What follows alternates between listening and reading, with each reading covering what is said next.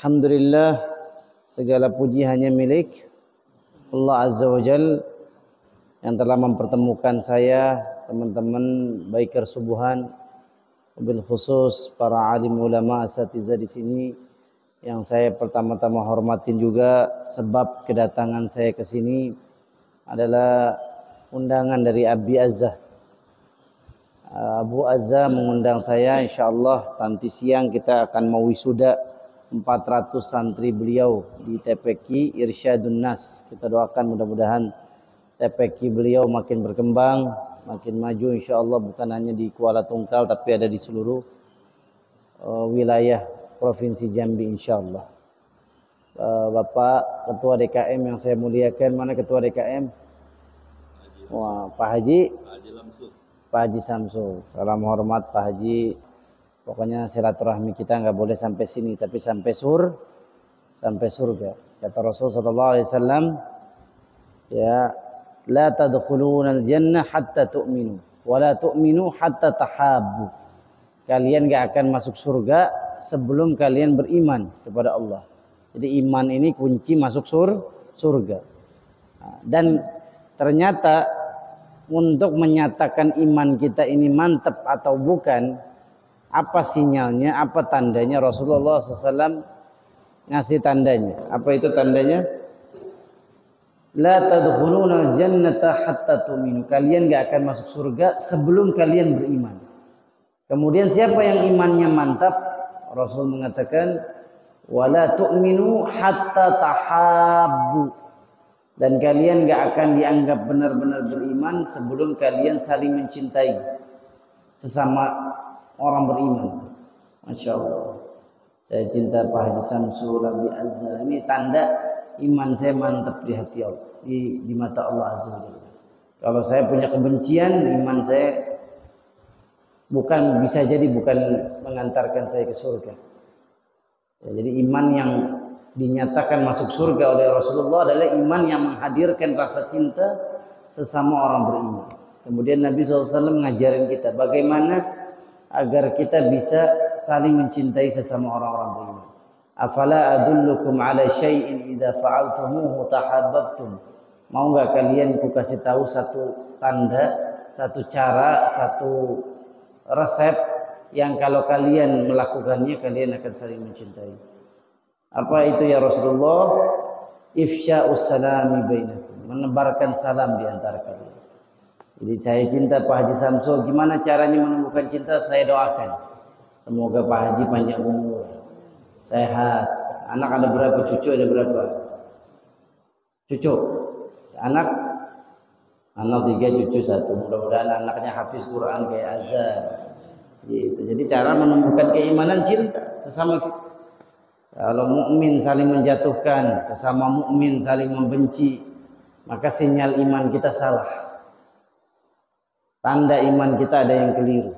Ya, maka mudah-mudahan momentum kita saling berjumpa begini menumbuhkan rasa cinta kita, memantapkan iman kita, memasukkan kita ke surga. Amin. Takbir. Jadi saya nyatakan di subuh ini saya cinta antum semua karena Allah. Mudah-mudahan cinta ini mengantarkan kita berkumpul kembali di surga. Alhamdulillah. Memang kalau jamaah sholat subuh ini pilihan-pilihan Allah. Saya setuju dengan Abi tadi. Kebangkitan Islam itu dimulai dari sholat subuh berjamaah. Ya, jangan pernah bermimpi Masjidil Aqsa bisa dimerdekakan oleh kaum muslimin kalau jamaah sholat subuh kita melempem. Karena ada seorang tokoh jamaah tabligh namanya Maulana Thariq Jamil. Ya, dalam sebuah artikel beliau pernah menanyai tentara Israel, karena kalau orang Pakistan, orang Indonesia bisa ke Israel, kita dapat visa Israel. Kalau orang Indonesia dapatnya lewat Singapura atau Yordania untuk bisa masuk Masjidil Aqsa, karena Masjidil Aqsa di bawah penjajahan Zionis Yahudi Israel. Ketika Maulana Thariq Jamil ke Masjidil Aqsa, isenglah beliau bertanya dengan bahasa Inggris kepada salah seorang petugas atau keamanan di Masjidil Aqsa, orang Yahudi. Apa kata dia? Ngobrol-ngobrol, di tengah-tengah ngobrol tiba-tiba tentara Israel ini bicara sama beliau, di dalam kitab-kitab kami ternyata kalian umat Islam bisa mengalahkan kami. Gimana caranya mengalahkan kami? Kalau sholat subuhnya sudah seramai sholat Jumat.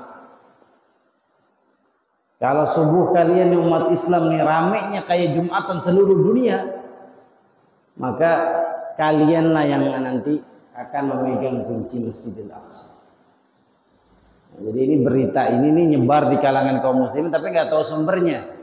Ternyata sumber aslinya dari percakapan ya Maulana Tariq Jamil. Ya, jadi alim ulama dari Pakistan. Ya, beliaulah pembesar dari perkumpulan namanya Jamaatan. Ya, Masya Allah. Jadi kita lihat ya anak-anak muda Baikar Subuhan inilah, mudah-mudahan di antara Baikar Subuhan ada yang membebaskan Masjidil Aqsa. Takbir. Mungkin jadi cikal bakal orang yang memerdekakan Masjidil Aqsa, dia aktif sholat subuh berjamaah, mengajak orang sholat subuh berjamaah. Nanti umat Islam kalau sholat subuhnya sudah seramai sholat Jumat, baru Masjidil Aqsa bisa dibebaskan. Kita bayangkan 2 miliar umat Islam, 2 miliar, dunia ini 2 miliar. Untuk ngalahin satu negara jumlah penduduknya cuma 7 juta, yaitu negara Israel. Sampai detik ini kita belum mampu. Saudara-saudara kita di Gaza, ya Gaza itu Pak provinsi yang jumlah penduduknya 2 juta jiwa. 2 juta jiwa sekarang udah kehilangan rumah, kehilangan tempat tinggal, dihancurin gedung-gedung sekolah. Mereka ngungsi dari satu tempat ke tempat lain. Ya sambil nunggu siapa yang syahid. Hari ini anak saya, besok bapak saya, besok ibu saya, seluruh sanak keluarganya sudah Allah jadikan syahid. Nah, ini tanggung jawab kita. Bagaimana tanggung jawab kita? Bapak nggak perlu angkat senjata. Antum semua nggak perlu angkat senjata. Yang perlu dilakukan apa?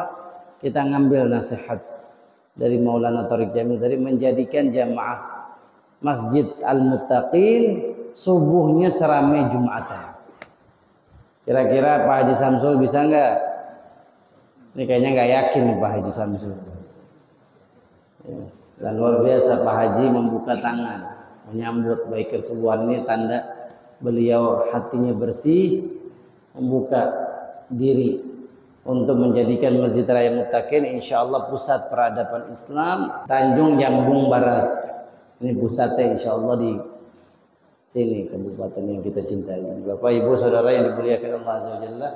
Jadi ini udah nasihat saya nggak mau banyak ngomong panjang kali lebar. Nanti pulang nggak bawa apa-apa. Saya sebagai dai ya yang mengajak umat kepada jalan Allah punya PR besar, menjadikan sholat subuh seramai sholat Jumat. Karena jamaah sholat subuh ini benar-benar beriman kepada Allah Azza wa Jalla. Dulu orang munafik di zaman Rasul SAW nggak sholat 2 sholat, sholat subuh sama sholat isya. Sampai Rasul SAW bersabda, "Atqalus sholati 'alal munafiqin sholatul fajr wa sholatul isya." Sholat yang paling berat buat orang munafik itu 2 sholat, sholat subuh sama sholat isya. Nah, diceritakan para ulama kenapa orang munafik itu berat sholat subuh sama sholat isya. Karena subuh itu gelap, sehingga mereka menyangka Rasulullah tidak melihat mereka. Kalau subuh gelap, Nabi nggak bisa ngelihat satu-satu wajah.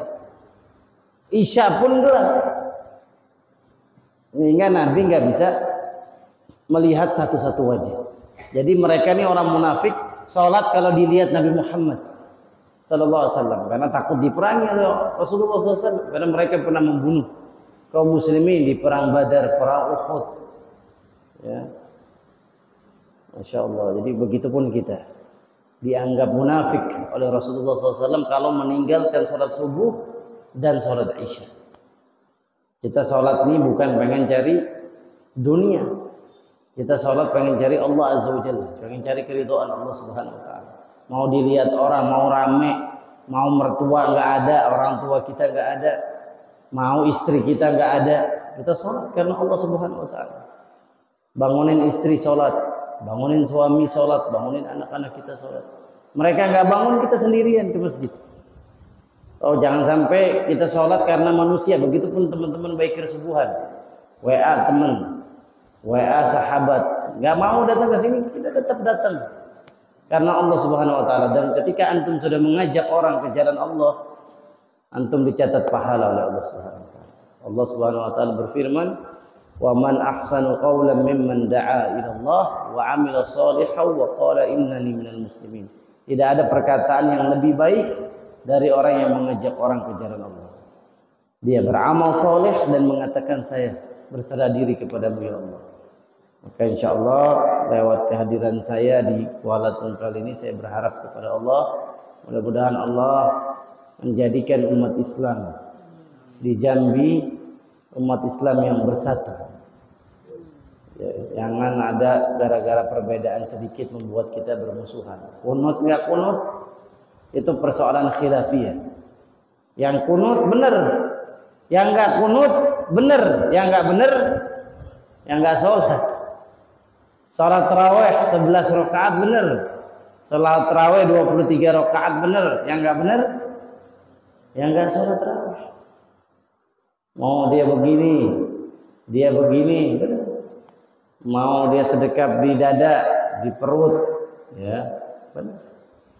Ya, ranah khilafiyah nggak menjadikan kita bermusuhan. Kadang-kadang kita suka dikotak-kotakan sama warna baju. Oh, ini Muhammadiyah, ini NU, sehingga umat Islam di Indonesia terpecah belah. Sekarang yang kita lakukan, jihad kita melawan hawa nafsu kita. Ya, mulai hari ini saya deklarasikan, ya Allah, jadikan saya orang-orang yang rajin sholat subuh di masjid. Karena ketika kita sholat subuh di masjid, kita mengasuransikan diri kita agar nggak masuk neraka. Demi Allah, orang yang sholat subuh berjamaah di masjid berarti sudah masuk asuransinya Allah, jaminan Allah, dia nggak akan terjilat api neraka. Orang punya mobil, takut mobilnya tabrakan, mobilnya dimasukin asuransi. Nanti kalau mobilnya lecet diganti sama asuransi. Dia mau ada yang menjamin mobil. Orang punya rukonya dimasukin asuransi.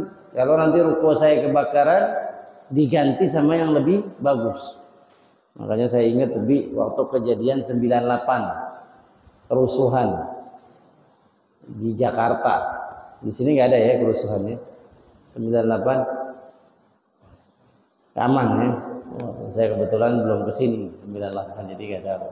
Di Jakarta kerusuhan, ruko-ruko dibakar, bahkan mal-mal dibakar, dan saya saksi waktu itu. Saya SD kelas 6 tahun 98 bulan Mei. Apa yang terjadi setelah kerusuhan? Ruko yang tadi dibakar jadi lebih bagus lagi, jadi lebih mewah lagi. Saya tanya, waktu itu saya lagi beli buah sama engkoknya, dulu kan ini kebakaran, kok lebih bagus lagi sekarang? Oh, ruko saya asuransiin. Ruko saya asuransiin, jadi lebih bagus. Kita lihat manusia. Kalau perkara-perkara dunia aja dia mau ada yang menjaminkan, dia rela bayar berapapun. Tapi kita lupa mengasuransikan diri kita, menjamin supaya kita nggak masuk neraka. Asuransinya orang supaya nggak masuk neraka, salat subuh berjamaah. Siapa yang bilang? Nabi kita Muhammad sallallahu alaihi wasallam. Rasulullah SAW bersabda, "Man shalla subha jama'atan fahuwa fi dhimmatillah." Siapa yang salat subuhnya berjamaah di masjid, dia di dalam tanggungan Allah, dijamin sama Allah. Enggak bakal susah. Punya utang, utangnya dilunasi sama Allah. Amin. Yang belum dapat jodoh, kayak Bang Andi, dijamin sama Allah dapat jodoh yang soleh. Insya Allah. Semua di sini yang punya kesusahan, keluar dari masjid ini kesusahannya Allah ganti kemudahan. Ya, punya istri bawel, setiap hari cerewet, suka adabnya nggak punya. Gara-gara dia sholat subuh di masjid, Allah kasih hidayah, istrinya jadi berakhlak, istrinya jadi lembut. Oh, diganti dengan yang lebih baik. Waduh, ada yang bilang diganti akhlaknya, jangan diganti orangnya.